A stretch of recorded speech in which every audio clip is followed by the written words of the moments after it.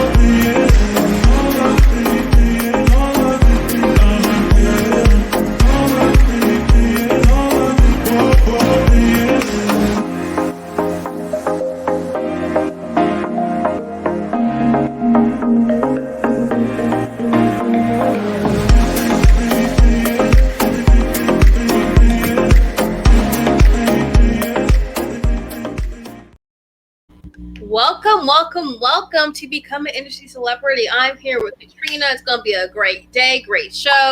It's all about branding you to be the star in your career, in your life, in your business. So I'm going to kick it off saying, Katrina, welcome. Tell us who you are. All right, I sure will. Thank you for having me. I am Katrina Roddy, the best-selling author of Steal Your Skills from Corporate, but I'm also an entrepreneur coach, and I coach on the mindset it takes to transition out of an employee status to becoming the CEO of your life as a new entrepreneur. I love that. Yeah, you got to upgrade sometimes. I mean, corporate works for some people, but not for everybody. And I guess Right. my question, how'd you get into that? To become an entrepreneur?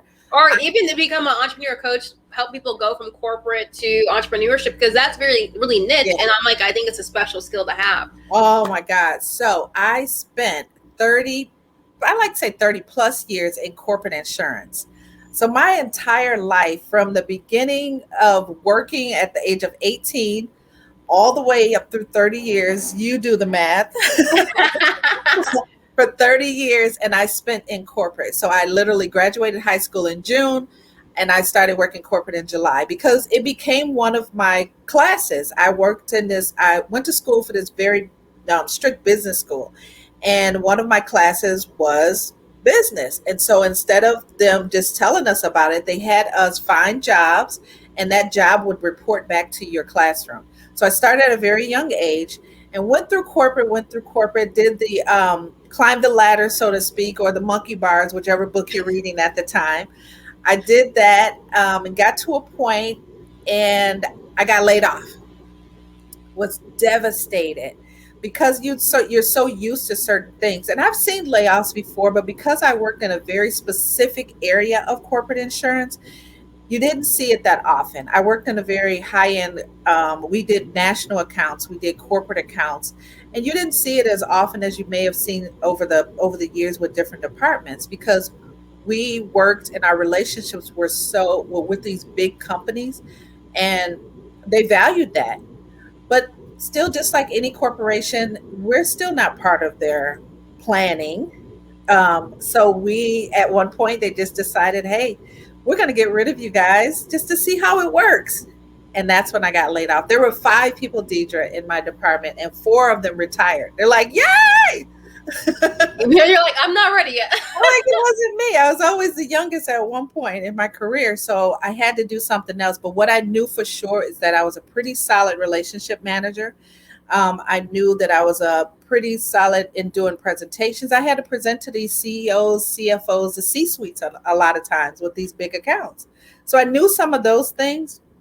And what I did was I jumped into becoming an independent contractor first because I thought that was my natural progression to becoming an entrepreneur. Because I don't know, I've been in corporate my whole life.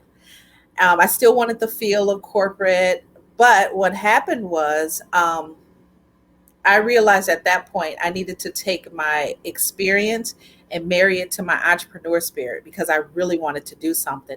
And that is how I evolved into the book, which is Steal Your Skills from Corporate. And then I also evolved into this entrepreneur coach, helping others make that transition because it is hard. It's a hard thing to change someone's mindset from employee status to becoming an entrepreneur. Ooh, I mean, it's a lot of juicy things we can follow up with that. It's Like, a first of lot. all, fabulous story. I've been there. I worked in insurance. I worked on global risk management accounts, but then I had a job got my job eliminated. So I been there, and that was how I got to be entrepreneur for full time. Yeah. A lot of people do they want to. I'm like, my thing is, you want someone like Katrina so that you're proactive about this and not reactive, because it's a different kind of hustle when you're Oh like, yeah. I have to pay the bills with my gifts and talents versus I have a job and a side hustle going on as Yeah. well. That is true. That is very true. Yep.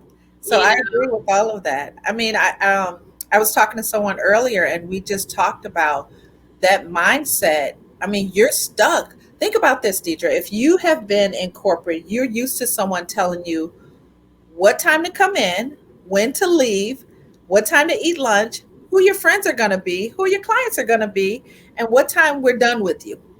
You're used to someone telling you all of those things. When you become an entrepreneur, I can tell you this. I started off and I would do something, as an entrepreneur, and I could see myself waiting to see what's the next thing to do. Almost as somebody I was waiting on direction because my mind hasn't fully formed into being an entrepreneur, realizing I got to do all of this by myself. So you start to learn those things, and it takes time. There's a lot of things that you can work on to get to that point, and that's when I coach people. I give them tools, I give them things to help, bring things to life as an entrepreneur because this is your passion. This is what something that you want to do now. You're working for yourself. So I love it. yeah, and I want to get to mistakes made with this in the mindset. Like it's mindset, it's actual behavior, it's activities. It's a lot of stuff going on. But I also want to highlight the possibilities. So like whether it's you, our clients, have you had any success stories with people like breaking up with corporate and starting their new business? Yes, absolutely. So my first few clients, it was one of those situations, and I think it's more about being tired. Like I'm tired of going through this. I don't want to do it anymore. Some people like yourself learn quicker than us. I was tired too. I just had to get that little boot out, you know? It's some people it happens a little faster, but for us, for a lot of people, maybe they've been laid off 3 or 4 times and they're like, okay, that's a horrible feeling to go through. I do know that I have this spirit. How do you know you have an entrepreneur spirit? Because you've been doing things on your own and you always have this dream. When we talk about what we're going to do when we retire, what you're really saying is, what I'm going to do when I become an entrepreneur. Because once you're retired, you can do whatever you want. And some people say, oh, I had one lady tell me, I'm just going to sit on the beach and make beads and sell those beads. That's an entrepreneur. That could be now. That could be now. You can do that now. So it's one of those things where you just have to be tired. You have to be tired enough to say, I'm ready to make a move. There's a story I like to use. It's about a man and a dog. And there's a moral to the story as well, Deidre. So there's a man and a dog that's sitting on his porch. Every single day they sit on that porch and the dog moans in pain. In pain. The mailman walks by and gives the owner a dirty look like, why aren't you helping this dog that's in pain? The owner doesn't say anything because the mailman doesn't say anything. He just gives him a dirty look. Next day, same thing happens. This dog is moaning because he's in pain. Third day it happens. The mailman finally says something. He's like, hey, your dog is in pain. And he's like, I know. He's like, well, what's wrong with him? He said he's sitting on a nail. It doesn't hurt him bad enough to move off of it. So the moral of that story is a lot of people are sitting on a nail. They won't move off of it. They complain about their job all day. They complain about what they want to do, and they just won't make that move to do something different. You can't change if you don't change. So, Yeah, I've been nailed plenty of times, and I say this because, like, I feel like we all, but like, my coworkers get on my nerves. My job, like, you hear these things. It's like, how long are you gonna complain, or how long yeah, you gonna actually do something about it? Because it's like I'm absolutely. tired of the complaints. Like, either find a better job, Yeah. or find a better mindset, or create your own job. You know, and I guess that's the thing is like, what are some key signs that people got that nail in them? They're like, okay, you got to start making the moves before the pain gets bigger. You know, like Yeah. what is there some telltale signs? So I didn't necessarily have a lot of pain. I probably was sitting on the nail moaning at that point. Yeah. But the job really gave me some pain when they kicked me out. But everybody doesn't have that story. Sometimes the signs of it are you just don't want, you can't pull yourself to go back into the office. It's just every single thing annoys you. Even better, now that we've coming out of the pandemic and they're asking people to go back to their office space, there's some people who are like, I really enjoyed working from home. I don't want to go back in there. I feel trapped. I'm not sure when they're going to let me go, because we went through this where they just let people go randomly. They've been doing that for years.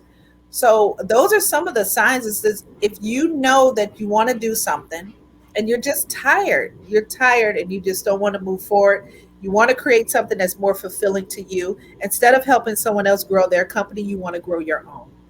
We got a question. First of all, they said the nail analogy is great. So people love that. I love the story. Everybody loves that story. Can you share how you pivot from emotional trauma from the corporate separation and the experience that thrust you into entrepreneurship? So I guess like, how do you pivot from the emotional trauma? Yep. That is, I mean, losing It's a job real. is very traumatic. It's real. It's real. And so I do coach people on an acronym. So I like to tell people, go through the grief, go through the anger, go through the anxiety, go through the sleep disturbance. Feel that, because that's real. That's pain. You can feel that. But what you do to combat it is, I like to tell people to make moves. And moves is an acronym for, we go through a mindset reset. What worked for me the most was meditation. Being in touch with who you are, listening to yourself, what feels right. Like, you get these gut feelings, those are real. Like, feel that. Yoga breathing really helps, because you can breathe your way through things and it really takes your anxiety down. Healthy eating, trying to get enough sleep, water. People do not understand the power of water. Drink water. It will help all of these things happen. And these exercise, you can go out and go for a walk. Just take your mind off of things and focus it back on yourself. That helps you get through that, or it helps start to move the button for it. So that's the first thing, is move. Is the M is mindset. The second thing is, be open to a new title. I have friends right now that are so tied to, I was an SVP, I was VP, I was COO, I don't care what you were, you're not that anymore. You're just nothing. So you got to figure out how to do something. Be open to a new title. And I know it's hard, because once you get out, you don't know how to introduce yourself anymore. You've been tied up with this job so long that told you what your job was and how to introduce yourself. But now you can't. You're like, what do I say? But be open to, and that's why I like to say, be the CEO of your life. What's higher than that? Take control of yourself. Use that title until you figure out what you want to call yourself, because that's what you're doing. So these are still mindset changes. Change it to internally. I am taking control of my life. The V is value your relationships. You have relationships from college, you have relationships from your workplace, you have relationships from personal. Value these relationships and create your own personal board of directors. There are 5 people on the board. Create 5 people to be your mentors, and you'll it definitely, when you become an entrepreneur, because they're going to be there to support you. They all should have a different role they play with you. They somebody might be there just for support, somebody might be there to champion you on, someone might be there to give you that hard, keep it 100, that type of thing. But you value your relationships. The E is evaluate your money. Mm. Every person has a relationship story with money. For me, I came from very humble beginnings. I'm number 5 of 6. We didn't have a lot, but then my parents didn't have a lot. And guess what? Their parents didn't have a lot. So there's a relationship there. Once you start to identify how your relationship is with money, you want to adjust it to affect and be effective as an entrepreneur. And the S part is the most important thing ever. And that's what I'm doing now. And it's sharing my story. Just share your story. So many people are embarrassed. They don't want to talk about it. Think about, the name of my company is The Corporate Breakup. And it's that for a reason. Because in a personal breakup, you have your friends may come over and they'll tell you, let's drink wine. Let's have ice cream. Let me just talk this through with you. I want you to work on yourself before you move forward, right? You get all of the support, you get all of these things that happen. When you break up from corporate, they're like, that girl needs to find another job. And fast. And And why fast. can't you Right? find one? Like Yeah, it's a lot of judgment. it's a lot of judgment. But I just said that we go through the same emotions that you go through in a personal breakup. You go through anxiety, you go through anger, avoidance, you go through that emotional swing, and you need to heal from both of them. So you have to heal from the corporate breakup that you're having, and that's what I help people with. I coach them through these things. If I have to exercise with them, I'm going to get my fat butt on the bike and do the same thing, just because I'm trying to offer support to them in the same way that I needed support when I broke up from corporate. So I tell your listener, I hope that makes sense for them. Yeah, I mean that makes sense to me. I don't know. And Nicolette, hey Nicolette, love you. Great topic, says I love it. And yeah, but I say that Nicolette is a great resume writer and obviously career coach. So if you want to keep your corporate job and get one, work with Nicolette. If you want Yeah. to go from corporate to entrepreneurship, work with Katrina. And I say, and I one thing I want to have a little timeout, TO moment on the evaluate your money relationship. One thing I didn't realize before, I would say this journey of entrepreneurship and in life was I evaluated my money relationship because I think a lot of us get tied to safe corporate safe Yeah. that kind of idea because I have a paycheck coming every 2 weeks. Well, when it's not because you got laid off, it's not safe. So it's really about like what lifestyle do you want, because you can have freedom with a corporate job, you have freedom with entrepreneurship, you can make money as an entrepreneur, you can make money as it's like I feel like we have these, I would say, mindsets that corporate safe, but it's not necessarily safe. I think we have to evaluate how much money do we want, how Yeah. much do we want to keep, because Yeah. if we spending big and living big, it's going to be harder to leave corporate or leave whatever. And it's like, Yeah. I think that's what, to me, I don't know about you, I think a lot of it is like ego, status, and money, why people don't move from corporate to entrepreneurship when they're meant to do it. Or what's your thoughts on that? That's the same thing I thought of. I mean, I did. I was at the peak of my, I guess, my money career at in corporate. And so I did those things. I did a lot of that. When I came out, I learned how to pay my bills differently. I learned how, like, you just do things, and I don't even make close to what I made before, but that's the route that I'm taking, and then it eventually you end up making more than you made before, and people don't realize that. Yes, it may take longer to get there, but think how long it took me. 30 years to get to where I was. It may take between 3 to 5 years. I don't know, it could happen sooner than that for a lot of people to get to where you're going. So once that clicked with me, I was like, this is a no-brainer. This is a Mm, no-brainer. I it's a had no. one person ask earlier with me, do you need a big budget to start entrepreneurship? And my answer was, you do not. You need a big dream to start entrepreneurship. Can I get a little amen? Hello. We got a great, thanks for the response. They're grateful for your response with the moves.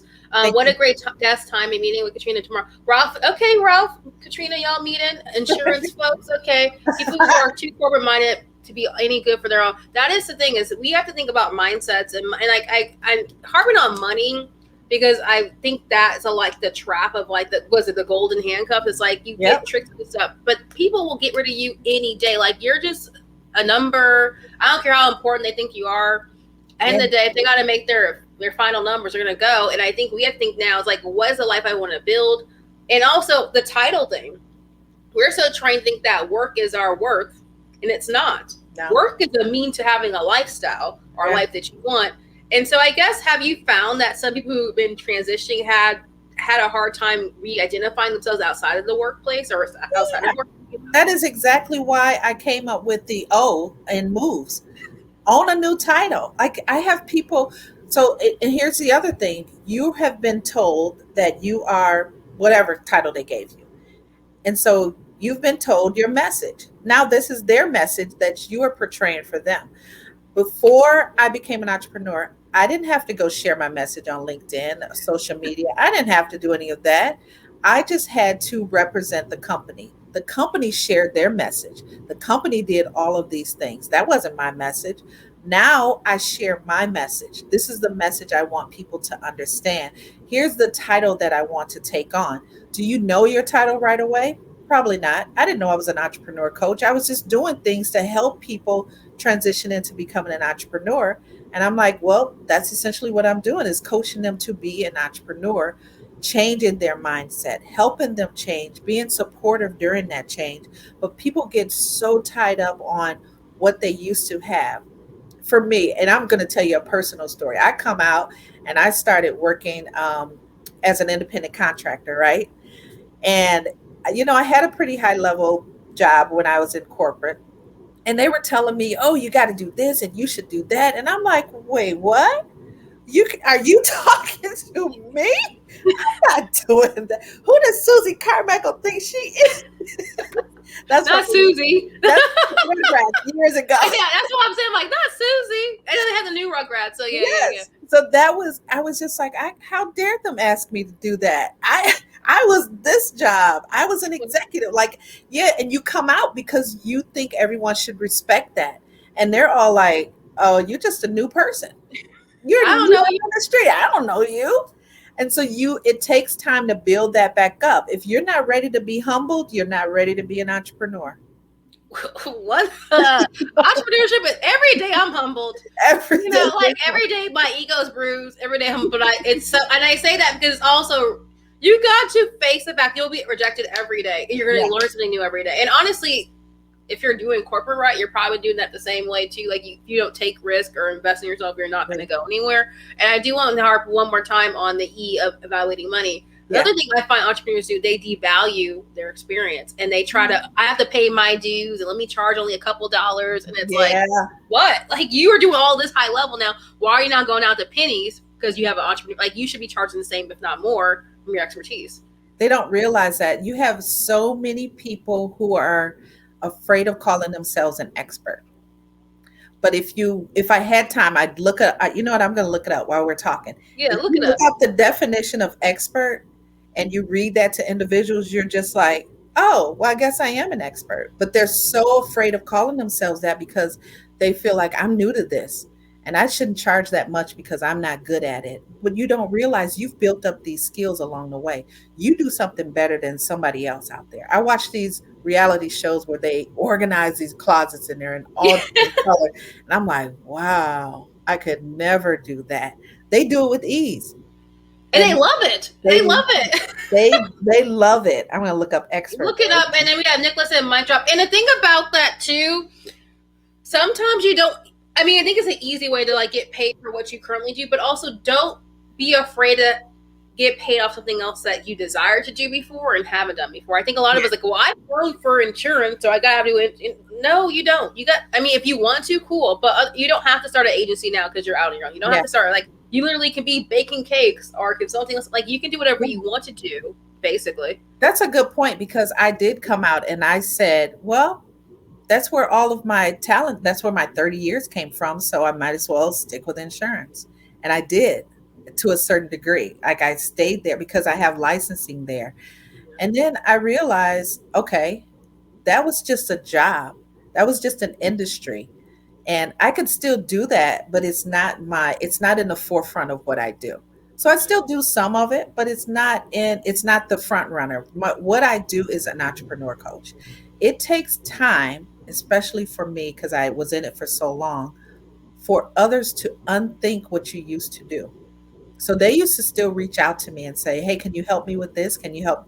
And I'm like that was the hardest part for me because I know I could help them, but that wasn't the direction I was going in. You'll be derailed a lot, when you start to become an entrepreneur.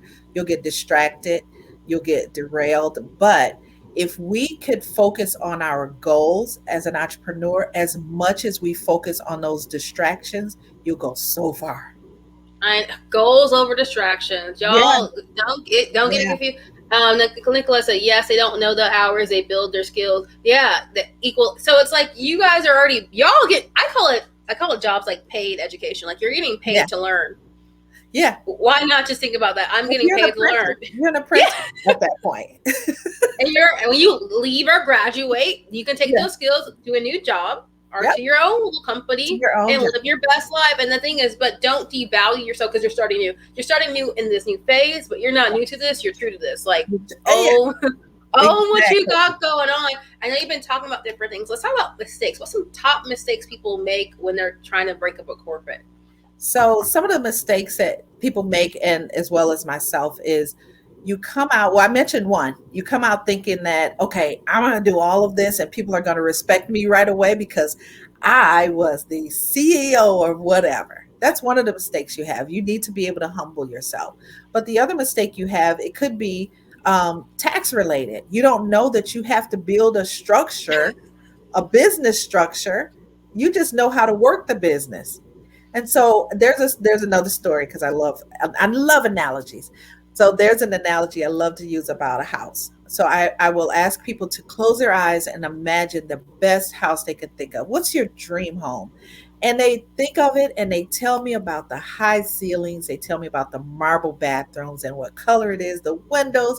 Maybe they have a few horses. They tell me everything, but nobody tells you about the foundation. It's the ugliest part of the house, but it's the part that's keeping the house up. No one talks about the foundation ever, and you need it. And that's one of the things that I think is the mistake, not only as a new entrepreneur coming out or leaving corporate, but it's also with some of the ones who are working now. You know your craft, but you don't know what the insurance is like. You don't know how to do the accounting. So these are other people who do know how to do these. You have to hire them. The other mistake I think people make, there's a ton of mistakes you can make coming out of corporate. I know I made some, so I know. Yeah. You make the mistake of thinking that you choose one job and as an entrepreneur or one thing to do right after you leave, and that's what you're going to be with the entire time. When you don't realize things are moving, like they're tweaking. I didn't know I was going to be an entrepreneur coach. I kind of fell into it because of my skill set. I started going to networking events. I started just, going to these different events and stuff, and people would ask me to show them how to budget. Katrina, can you come and show us how to? I was like, yeah, I'll do that. Hey, Katrina, can you come and show us how to do, we're going to do presentations and would you help us or listen to our, yeah, I'll do that. I said yes to a lot of people and helping them do these different things. And then I realized that's a skill set that I gained over time. And yes, I can help them. But there was one lady, Deidre, that pulled me to the side and said, honey, you give out too much free information. This is your job. And I was like, oh, yeah. And so that's when I decided to write the book. I said, well, all of these people ask me about certain topics. I'm going to put them all in one place so I won't have to talk about this anymore. And that's when I came up with the book. Okay, let's pause on that and get a little clap. Okay, Yeah. best selling, because you said that best selling book, Yes. by the way. And let's talk, because I don't have actual physical product. You do have a book. So it's like, also, what's it like having an entrepreneur with services and different kind of products? To me, is it easier phasing in one than the other, or how did that work for you? Did you have the book and then the company, or the company Yep. and the book? Yeah. I had the book first. It I wouldn't say easier because I don't know the other side of it. So I just know that when I wrote the book, everyone immediately said I was an expert because I had it in print. So that's what I gained from it. And I was like, wait, what? Somebody asked me to coach them? I don't understand what that is. They're like, so my book is based on stealing your skills from corporate. And I know there's a lot of people out there may not have gone through corporate and they're wondering, well, how does this apply to me? And what I will say is that there could be someone, maybe they had to put their career on hold because they have to take care of their family. Maybe they had to do all of those things, but now they're empty nesters and they want to go back and do something. You have skills. I was a swim mom, so I get this. There are times where you may be a soccer mom. You could have been anything you could do at your home. The person who organizes, you have organization skills. You know how many people looking for that? You have skills that you may not have recognized. You're a strategist. You had to strategize on how to get your kid here. You had to get them there. You had to have some type of strategy. These are things which goes back to me saying a lot of people are fearful of calling themselves an expert. So I'm going to read what an expert is. Yeah, read for us. So in the definition, as a definition of expert, a person who has comprehensive or authoritative knowledge of or a skill in a particular area. Period. Period. There's no more to that. So if that fits you, you're an expert. Stop being afraid of calling yourself that. The definition says right there you have a certain skill in a particular area. You're an expert.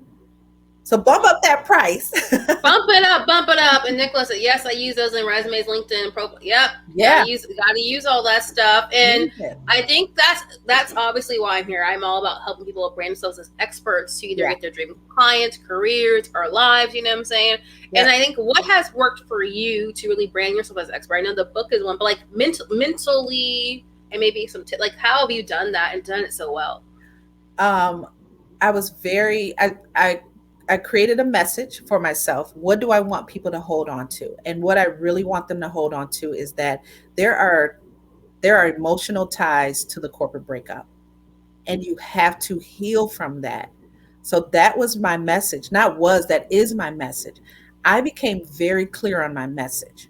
This is my message. This is who I am. I help people transition because I know of these emotional ties. Not only that, but I practice my message all the time. I decided, and you're going to get a kick out of this, I decided at the beginning of the year that I was going to talk about my business, the corporate breakup, and the book, and how I transition, how I help 30 times. Why 30? Because I opened up a notebook. I'm really simple, people. I opened up a I notebook. love simple. There's 30 lines. I was like, if I pull this up by the end of the year, I'm all good. That's my goal, right? Yeah. But I hit 30 in the first quarter. So I was like, wait 1 second. And these are podcast interviews. So that's how I practice my message. I practice my message through continuing to talk about it on different platforms. You're asking me a set of questions that were different from the person before and the person before that. So it's all pertaining to one topic, but your thought process is different than the other person. So they're asking me different things and giving me an opportunity to expand on those things. And so that's how I've gotten my branding out. I keep talking about it. I keep talking about it. I keep, I go to networking events. I do, you are number 49 on my podcast list, Cool. list. So I just keep talking about it to people, and then I'll tell them. Now I'm starting to tell people, oh, I'm just shy of 50 interviews, and now people want me to talk on their platform because they want to they want to have a number. I want to So am help I. you get to that goal. I want to help you. And then you just take that and you use it. You'll say, hey, I've been interviewed over 50 times about this. So then it creates, you're just creating things as you go. So that's part of what I've been doing to try to brand myself. There's two things I work on every single day. And the first thing I work on is prospecting, because I do. I look for people who may need my help. And the second thing I do is credibility. And credibility comes with me being interviewed and doing podcasts and getting on everybody else's platform. It's OPP, other people's platform, is No, how you don't pick know. me. Yeah, you know You me. know me. Okay, I want to pause it because I want to get to those things, but I also have to put you on blast in the best, beautiful way. So, Yeah. how did I meet Katrina? Katrina watched me interview Amy Waninger, who also is self-publisher and an author. We connected. I want to say you either DM me or whatever, and we had a conversation. I didn't know about this list. I didn't know about the numbers of podcasts. We had a conversation, and during that conversation, I was like, "Hey, would you be interested in being interviewed?" She said yes. And I'm like, wow. It just shows you it doesn't have to be rocket science. Literally, hey, I like what you're talking about. Let's talk. Yeah. Book the conversation. I thought we hit it off. I was like, okay, I need you on my platform because you Yeah. right there are just speaking naturally, saying amazing, valuable things. People need to listen to you. And I say this because I think we overthink the process when it's Yep. like literally just meet people, Yep. share what you're doing, and if they're interested, they'll say, hey, let's collaborate. It's not Yeah. it's that simple, right? Yeah. That is like, there's no formula. No formula. The only formula is come up with your message. After that, use it.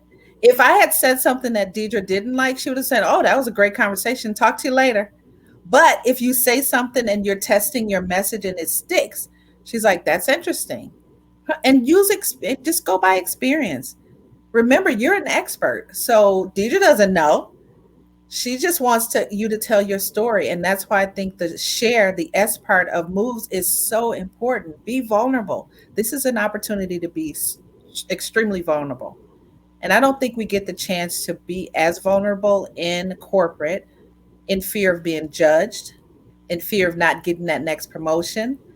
And just because I told them something, maybe they're not going to consider me for this next job now because they know my history or whatever. I don't know what it is. But yeah, it's good. That's how we met. Yeah, and like literally, I don't think you even mentioned at all, doing an interview. But I'm saying like she was so likable that I was like, I gotta do something with her. Like I'm like, this was an easy win. But I'm like, I say that because I think a lot of us are so stiff and I have to be a certain way. Just be yourself. You're Yeah. yourself. You'll attract people. You'll attract opportunities. But if you are code switching, hiding yourself, trying to be fake, Yeah.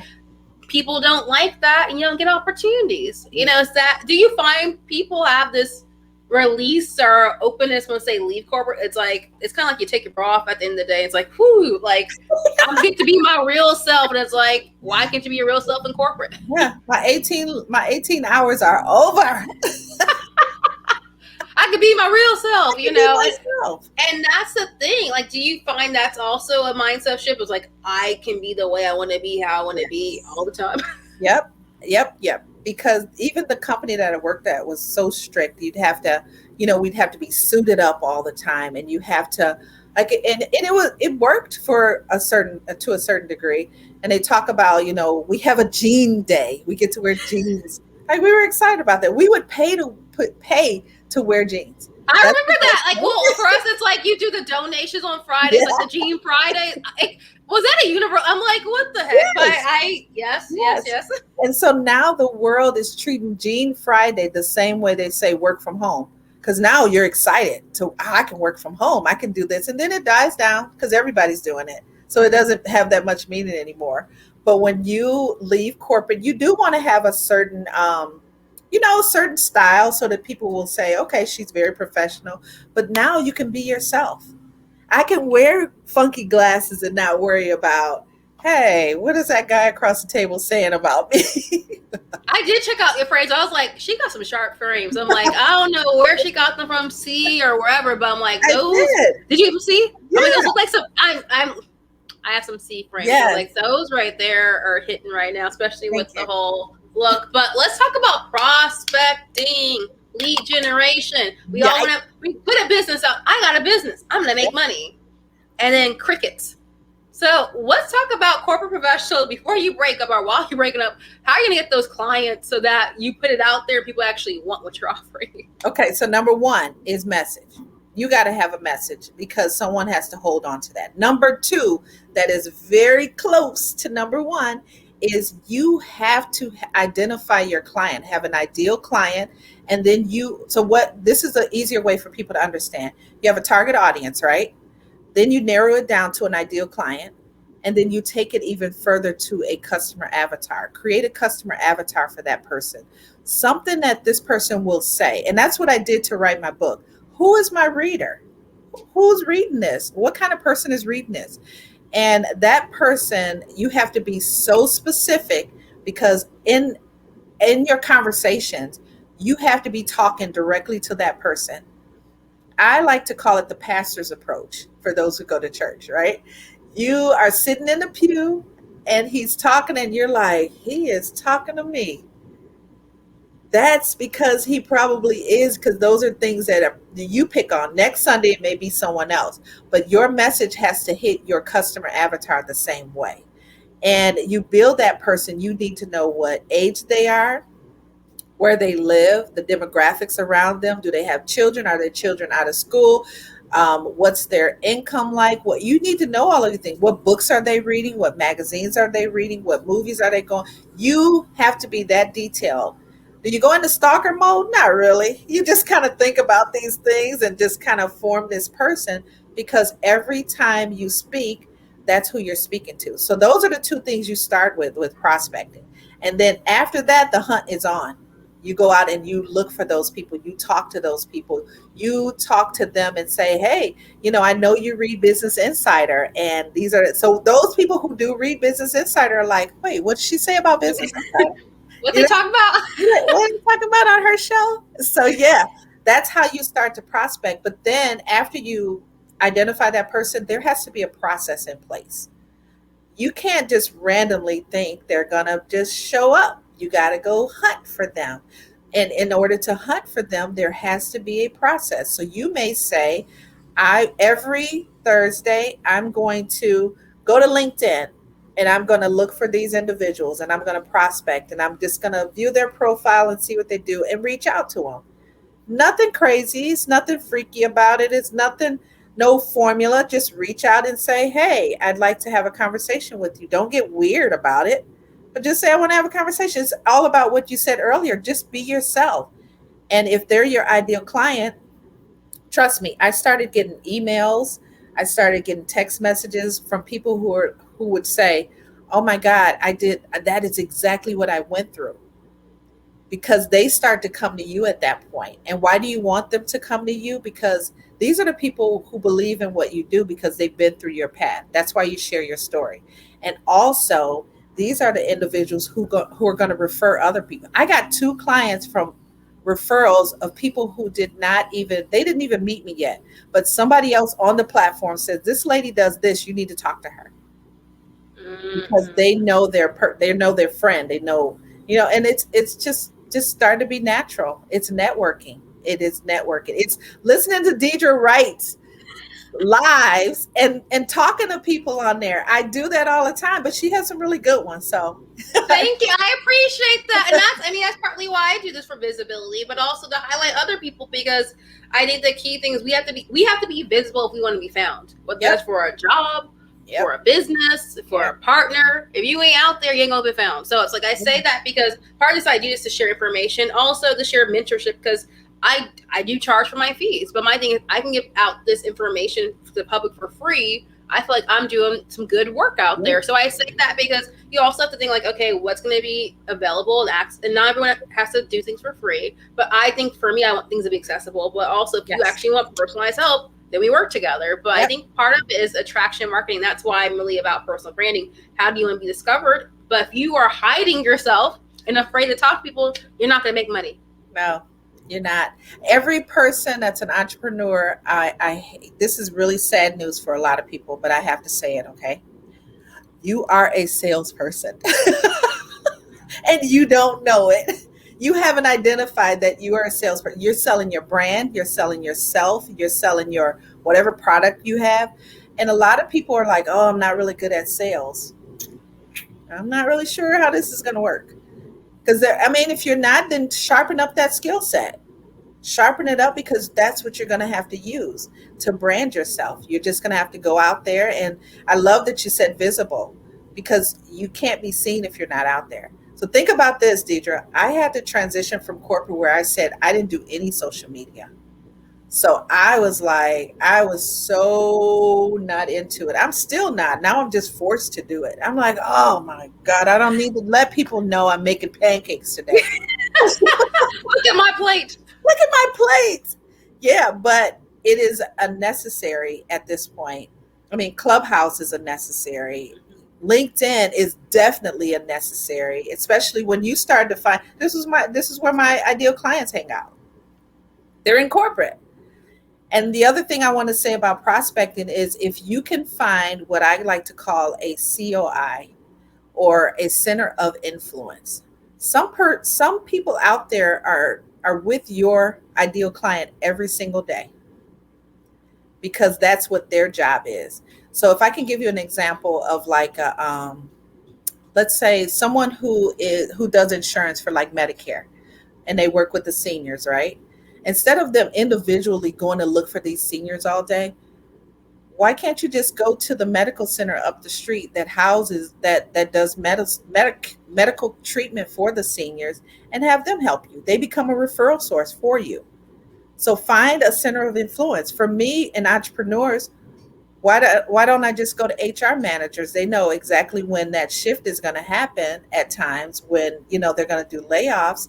And why can't I just become part of their program? Like, you look for people to help you with prospecting, if that makes sense. Yeah, yeah. Collaboration over competition. I don't have Yep. competition. I have collaborators. You know Yeah. what I'm saying? So Yeah. for me, it's like it might be a website builder. It might be Yeah. a Amy who helps people self-publish. It might be Yeah. you. Hey, you Yep. want people? I know people want to be entrepreneurs. I don't teach that stuff, but you Nope. people who want. It's like there's a lot more collaboration versus competition out there. Yeah. I like to call it my resource vault. I have a lot of resources. They're all in this vault. I'll call Amy, but these are people you've gotten close to because of networking. Networking is never for you. It's so that next person come up, you can say, "Hey, I got a person," and now they value you for always having a resource for them. Right. That's literally. I was like, you got to meet so and so and so and Yep. so because Yep. I also I don't know, it excites me to network people. It's like I know they're gonna do something really cool together, and I can't wait to see Yeah. when it comes out so I can watch. But I have a question I ask everybody. Sure. Legacy is so important to me. Living and dying in a way that it's of integrity, of passion, And so for you, Katrina, what do you want to be known for, and what's the legacy you're building? Ah, I want to be known for being resourceful, just helping. Like it's in my, I would interview back when I was in corporate and they would say, Katrina, what are your strengths? And I would say, my strengths are being a resource and helping people. What are your, you have strengths and weaknesses. Well, Katrina, what is your weakness? My weakness is helping people and being a resource, because sometimes I get so caught up in making sure that other people are okay. I do take time for myself. I do take time and I recognize that, but I want to make sure people are okay all the time. And that, I think that just comes with my DNA. I So, love that. yeah. You are a vault of resources, and you're definitely your own sphere of influence for other people. I think that is a beautiful thing. If people are like, you know what, I'm loving Katrina. I mean, clearly they do. You see the comments. I see the comments. How can they get connected with you, and what should they connect with you for? So you can connect with me to learn all about what I'm offering in the corporate breakup. Right now, it could be one-on-one coaching. I have a new membership that opened up. Maybe there's someone who still has one foot out the door and one foot in, and they want to kind of test it out. Come join my membership. But you can find all of that under my website at thecorporatebreakup.com. And I am on all social media platforms as K Roddy 65. That's KRODDY 65, which is June 5th, and my birthday is Saturday. Okay, Gemini, I see you. You about to turn it up, celebrate. You celebrate by buying her book because clearly she's giving out the jewels for free. So this is what she's giving out for free. Imagine what's in that book. Imagine what's in that book. Imagine what it can do for your life. If you're like, I have a big dream to start my business. I don't know how, I don't know when, but I know that I have a higher purpose for myself. Reach out to Katrina. She'll help you out. Look I her. will. I really will. You know, on that note, I will say this for anybody who wants personal brand help so that you can be a go-to expert in your field to get your dream career, dream clients, and dream life. Reach out to me. Again, my information's in the description, just like hers is. Let's book a call. Let's go on a call to talk about what your plan is and how to get you there through your personal brand and visibility. She's good, y'all. Thank you. Thank you. Thank you. Katrina, have any last words that you want to leave the audience with to help them, I guess, either start their corporate breakup? Well, I just want to say to all the individuals, whether you're starting as an entrepreneur or if you're already in it right now, if you're persistent, you'll get it. And if you're consistent, you'll keep it. And I've lived by those words, and I want you to take that, chew on that a little bit. It makes a lot of sense. Hustle. You gotta have a hustle. I love that. On that note, we're going to say goodbye, guys, and hope that you have a wonderful, fabulous day. Goodbye.